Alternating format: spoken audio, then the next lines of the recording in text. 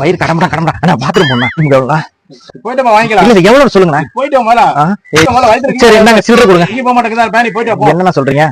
எட்டனா இருந்தா எம்பாட்டு எட்டூரு கேக்கும். சார் அது வேற கணக்கு இது வேற கணக்கு சார். இங்க நான் உள்ள எல்லாத்தையும் கிளீன் பண்ணிட்டு இருக்கேன். என்ன கிளீன் பண்ற? உள்ள நாட்டு மாதிரி கிளீன் பண்றேன். ஒரு நாளைக்கு 1000 பேர் வராங்க பாருங்க. இதெல்லாம் பார்த்தா வேலைக்காம சார். அப்படியா? பார்த்து சரி சார். சரிப்பா.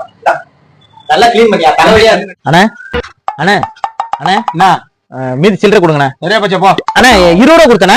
சரியா போச்சா? அண்ணா இங்க இலவச பாத்ரூம் எழுதுறீங்க 5 ரூபான்னு எழுதுறீங்க. மீதி எடுத்துட்டு கொடுங்கண்ணா. தண்ணி வெளியில வாங்கி ஊத்துறோம்.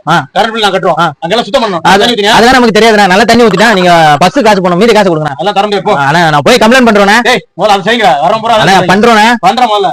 பண்றேன் இருங்க. அண்ணா பண்ணிடுவேன். பண்றா. இங்க எக்ஸ்ட்ரா காசு கேக்குறாங்கண்ணா. கேட்டா வந்து இட விடமா பேசுறாங்கண்ணா. ஒரு யாடா நீ? நம்ம ஊர் எம்எல்ஏ காசு போடுங்க. போடா.